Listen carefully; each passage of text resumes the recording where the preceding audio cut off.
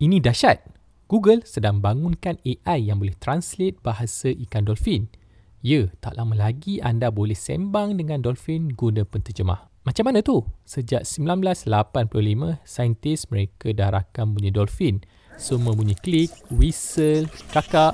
Tapi nak memahamkannya sampai sekarang masih belum berhasil. Contohnya, sebelum ini mereka study spektrogram bunyi dolphin dan kaitkannya dengan tingkah laku dolphin. Sekarang kan dah zaman AI. Jadi untuk tahun 2025, saintis bangunkan model AI. Namanya Dolphin Gamma.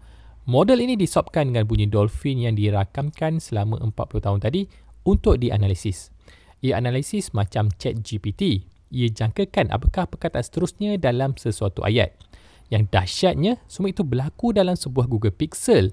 Sebab NPU dalam telefon tu cukup berkuasa untuk jalankan Dolphin Gamma.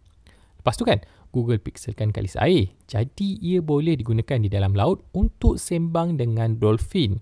Anda nak sembang dengan dolphin?